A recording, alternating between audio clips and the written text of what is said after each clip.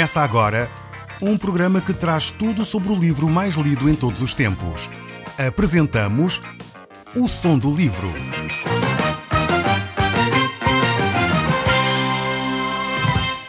Seja muito bem-vindo. Neste podcast vai encontrar o livro mais conhecido e lido em todo o mundo. Vamos levá-lo numa viagem pela história da humanidade. Este é um audiolivro para si, para a sua família e sociedade em geral. Contextualização e comentários de Paulo Chaveiro. Nós estivemos a olhar no último programa para aquilo que intitulamos a Lei de Deus.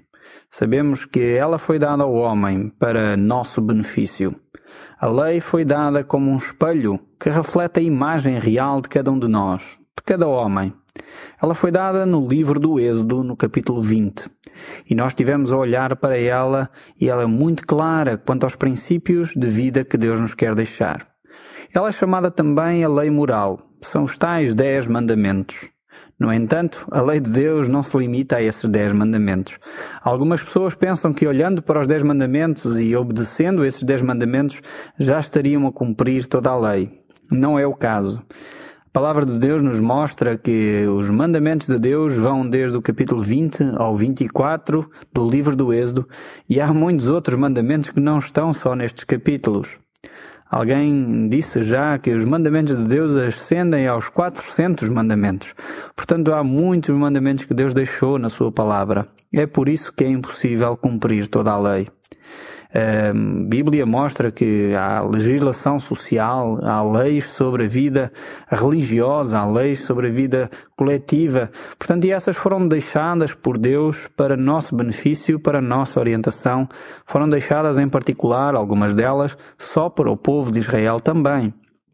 Há outras que só têm aplicação neles, não em nós. Mas isso iremos ver ao longo do tempo que iremos estudar toda a lei. Nós estamos então no capítulo 20, verso 18, e vamos ler então este texto. Todo o povo presenciou os trovões e os relâmpagos, e o clangor da trombeta e o monte que fumegava. E o povo, observando, estremeceu, e ficou de longe. Disseram a Moisés, fala-nos tu, e te ouviremos. Porém, não fale Deus conosco, para que não morramos. O povo presenciando esta ação de Deus sobre o monte, ficaram de tal forma atemorizados que eles queriam que fosse Moisés a falar com eles. Certamente foi uma ação fantástica em termos visuais e algo aterrador aquilo que o povo presenciou. Deus simplesmente queria manifestar o seu amor para com o povo, mas também quem ele na realidade era. Eu creio que muitas vezes, ao olharmos para este Deus que é um Deus de amor, não percebemos muitas vezes que Ele também é um Deus majestoso, um Deus poderoso. Nós, ao olharmos pelos ensinos de Jesus Cristo, muitas vezes entendemos que Deus é esse Deus de amor. É aquele Deus que nos trata como amigos e não mais como servos.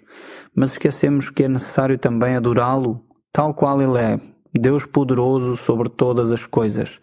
E eu creio que esta imagem que o monte nos traz revela exatamente esse Deus todo-poderoso, o Deus que domina todas as coisas, e inspirou no povo esse temor.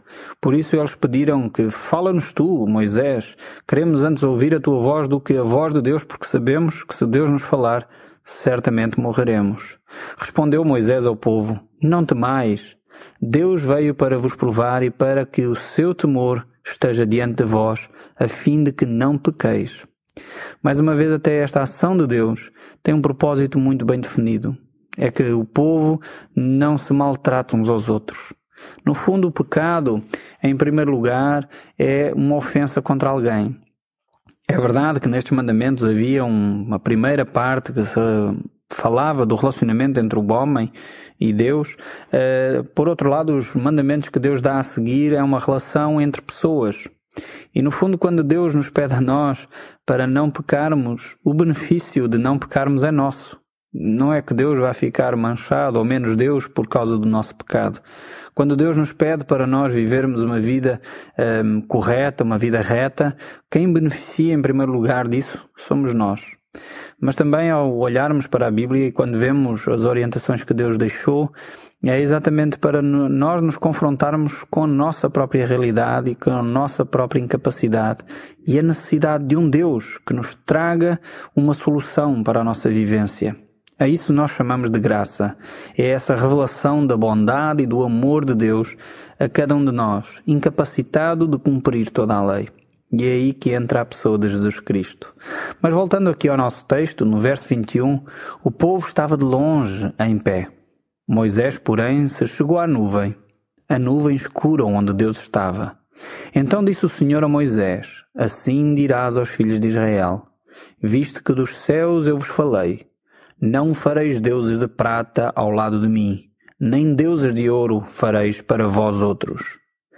Mais uma vez Deus insiste que o povo não deveria criar imagens de escultura de qualquer coisa. No texto anterior que nós lemos sobre os 10 mandamentos, vemos que Deus diz: não façam imagens de escultura de qualquer coisa, nem de homem, nem de mulher, nem de criatura alguma, debaixo do céu, debaixo do mar. Deus não quer que se façam imagens de escultura. E Ele reafirma isso de novo ao povo de Israel, que eles não deveriam fazer imagens do que quer que fosse, nem de prata, nem de ouro, nem de qualquer outro material. Eles não deveriam adorar essas imagens. O povo tinha recebido esta vivência dos egípcios. No Egito havia imagens para tudo, havia ídolos para tudo. E o povo no Egito reverenciava esses ídolos, cultuava esses ídolos, de forma que o povo de Israel foi exposto a essa situação. E é necessário que Deus agora reafirme que Ele não pretende que o povo se relacione com Ele através dessas imagens. Muitas vezes nós, seres humanos, pretendemos ter, alguma imagem visual, mas Deus põe isso de lado. A relação com Deus é uma relação espiritual. É alguma coisa que passa do nosso íntimo para o coração de Deus, digamos assim. E é por isso que Deus diz: não se faça qualquer imagem de escultura. A lei que Deus nos deixa é então esse espelho que mostra quem nós somos na realidade. Essa lei mostra o padrão de Deus, o alto padrão que Deus tem. E é exatamente por este padrão ser tão alto que há necessidade dos sacrifícios. E é isso que nós iremos ver nestes textos. A palavra de Deus diz que sem derramamento de sangue não há salvação, não há perdão dos pecados. E é por isso que nós necessitamos então dos sacrifícios do tabernáculo, e é por isso que Deus fala então disso ao povo de Israel. Diz assim o verso 21. Um altar de terra me farás, e sobre ele sacrificarás os teus holocaustos, as tuas ofertas pacíficas, as tuas ovelhas e os teus bois. Em todo lugar onde eu fizer celebrar a memória do meu nome, virei a ti e te abençoarei. Até esta altura aqui não havia sacrifícios pelo pecado. Não havia qualquer lei que tinha sido dada, logo não havia sacrifícios pelo pecado.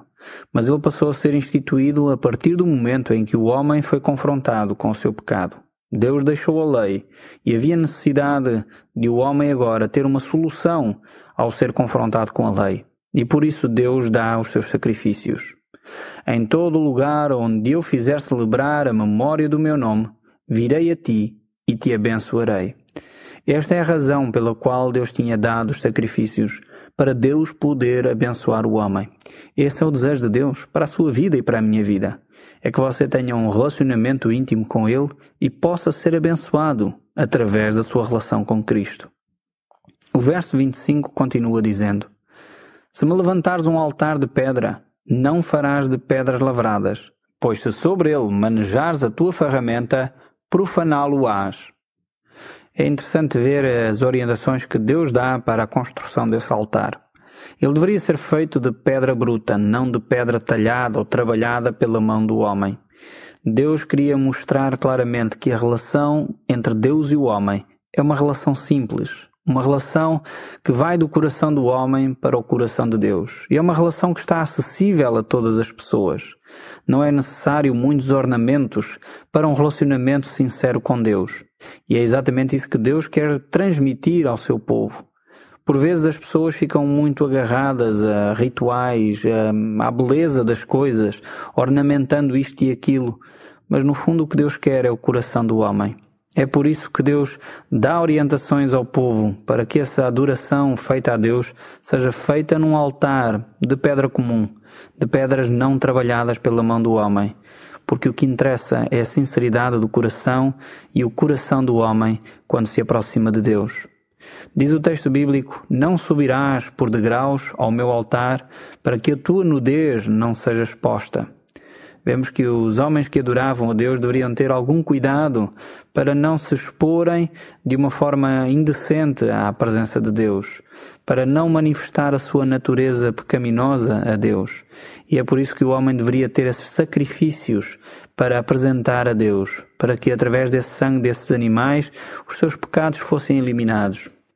E agora entramos no capítulo 21, no verso 1 e 2, e diz assim: são estes os estatutos que lhes proporás.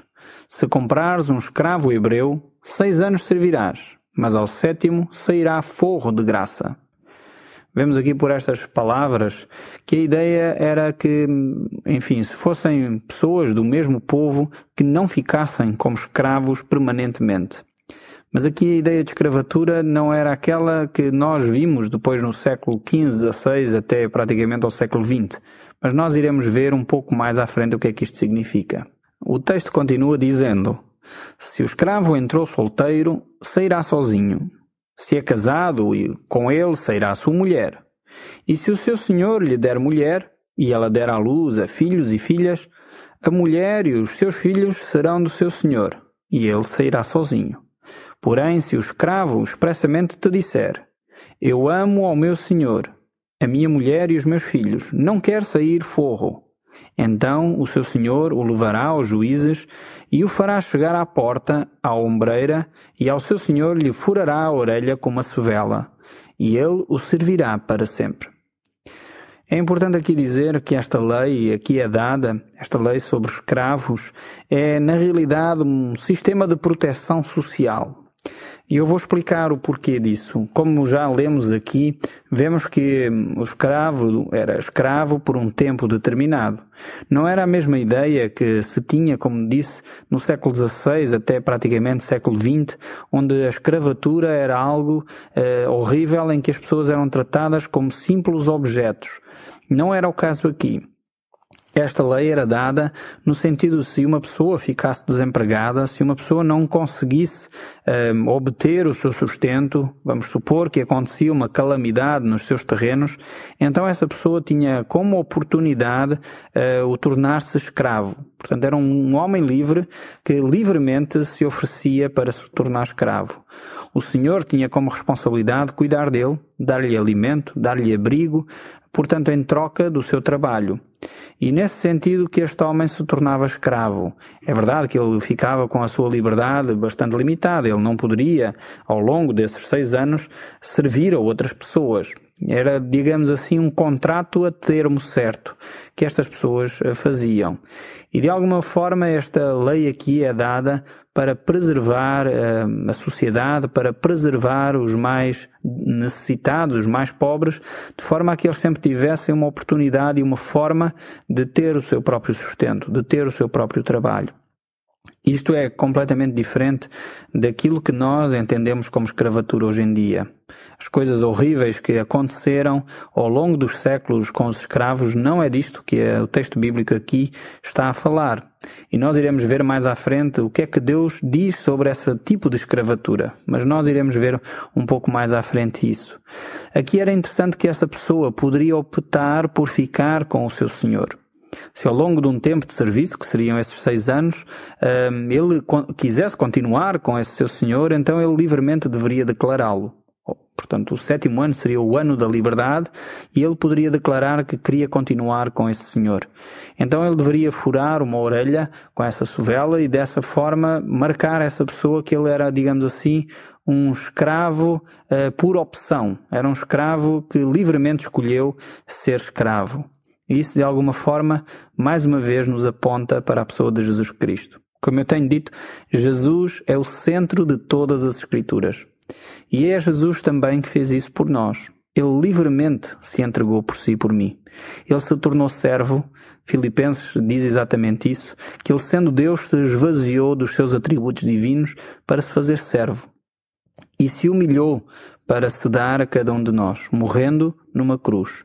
E é exatamente isto que Jesus fez. Livremente optou por ficar limitado na sua liberdade como Deus. Ele que era Deus e que toda a eternidade tinha estado com o Pai e com o Espírito Santo, livremente escolheu se tornar homem e habitar entre nós.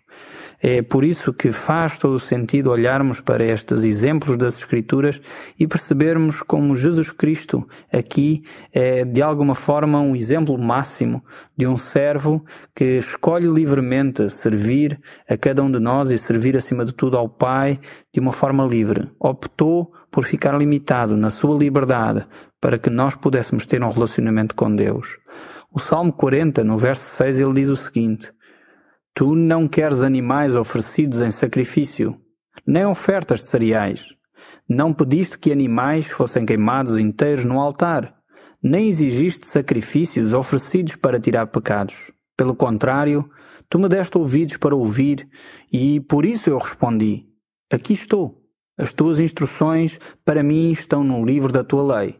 Eu tenho prazer em fazer a tua vontade, ó meu Deus. Guarda a tua lei no meu coração. E esta é a atitude que Jesus Cristo teve ao vir até nós, estar no nosso meio. Depois continuam algumas outras regras em termos sociais, no verso 12 dizendo: Quem ferir a outro, de modo que este morra, também será morto. Este verso aqui tem dado, enfim, muita discussão. Alguns defendem, com base nele, a pena capital, enquanto outros, na realidade, dizem que, enfim, vivemos num outro período, não devemos aplicar a pena capital, mas manifestar amor àqueles que são, de alguma forma, criminosos, para lhes dar a oportunidade de eles se arrependerem e terem uma nova possibilidade de vida. É um assunto extremamente delicado, um assunto extremamente polémico, e eu não quero entrar por aqui. Facto é que a Bíblia diz o que diz aqui neste texto. Claramente as pessoas era mostrado qual era a vontade de Deus e que não era permitido a ninguém tirar a vida ao outro. Por isso, se ele o fizesse, ele próprio pagaria com a sua vida o mal que fez ao outro. Verso 13 e 15 diz ainda: Porém, se não armou cilada, mas Deus lhe permitiu que caísse nas suas mãos, então te designarei um lugar para onde ele fugirá. Se alguém vier maliciosamente contra o próximo matando-o à traição, tirá-lo-ás até mesmo do meu altar, para que morra. Quem ferir a seu pai ou sua mãe será morto. Vemos aqui que Deus claramente coloca as balizas, digamos assim, quer de proteção para as pessoas, quer também de condenação para aqueles que agem com maldade, com dolo, no fundo seria o crime qualificado. E Deus dá aqui orientações. Por outro lado, Deus protege aqueles que acidentalmente, de alguma forma, mataram alguém. Eles tinham um lugar que era chamado as cidades de refúgio, onde eles podiam refugiar e não seriam condenados por causa disso. Era uma cidade onde as pessoas poderiam viver, pois eles tinham sido, de alguma forma, inocentes nessa situação. Mais uma vez, Deus preserva e quer proteger quer as pessoas, quer as suas próprias famílias. Por isso, Deus dá orientações. E agora temos aqui o verso 16, algo muito interessante. O que raptar alguém e o vender, ou for achado na sua mão, será morto. Aqui, claramente, Deus está a condenar a escravatura. Se por um lado atrás nós olhamos e Deus dá uma orientação sobre como as pessoas deveriam viver, a que eu chamei um sistema de proteção social, aqui Deus claramente condena a escravatura. E isto aqui é a tal escravatura que nós conhecemos. A escravatura que prevaleceu durante muitos séculos, praticamente até aos nossos dias ainda hoje. Pessoas que eram raptadas, pessoas que eram retiradas dos seus lugares contra a sua vontade e de alguma forma eram vendidas. Aqui Deus diz que essas pessoas que praticaram tais coisas deveriam ser mortos. E infelizmente ainda hoje assistimos em muitos países e talvez até no nosso próprio país a muitas pessoas que são obrigadas a estarem escravas, fazendo coisas contra a sua própria vontade. Infelizmente muitas pessoas estão debaixo dessas máfias que os controlam e a Bíblia é claramente contra esse tipo de situações. O texto que nós lemos anteriormente não se tratava deste tipo de escravatura que nós conhecemos hoje. era mais um sistema de proteção ao desemprego e às dificuldades económicas do que propriamente um sistema de escravatura como nós fomos conhecendo tristemente nos séculos passados ao nosso. E olhando agora para o nosso texto bíblico, voltando lá, pois ele continua a dar orientações para nós vivermos e aprendermos também com a história do passado. E diz assim o texto: quem amaldiçoar a seu pai ou sua mãe será morto. Se dois brigarem ferindo um outro com uma pedra ou com o punho, e o ferido não morrer, mas cair na cama, se ele tornar a levantar-se a andar, fora, apoiado no seu bordão, então será absolvido aquele que o feriu. Somente lhe pagará o tempo que perdeu e o fará curar-se totalmente. Mais uma vez aqui Deus procura preservar a vida das pessoas, procura preservar os direitos, no fundo, de cada ser humano.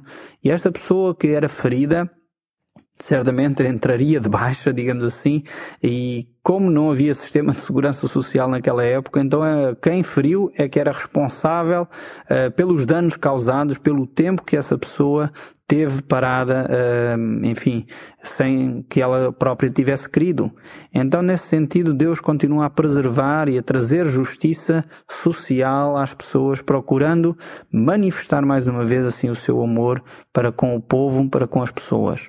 As leis que Deus deixou eram claramente leis de proteção a toda a sociedade. Quando as pessoas a viviam, elas tinham o benefício, digamos assim, a seu favor. Elas eram protegidas pelas próprias leis. E foi exatamente por isso que Deus as deixou. Este Deus que age em amor, em bondade. O Deus do Velho Testamento não é um Deus diferente do Deus do Novo Testamento. É o mesmo Deus de amor que agiu procurando proteger o seu povo, cuidando sempre daqueles que são mais fracos e daqueles que estão mais necessitados. Nós iremos continuar a olhar para este Deus bondoso e também para aquilo que Deus propõe como vida social para o povo de Israel. Isso nós vamos fazê-lo no próximo programa. O Som do Livro, uma produção da Rádio Transmundial de Portugal.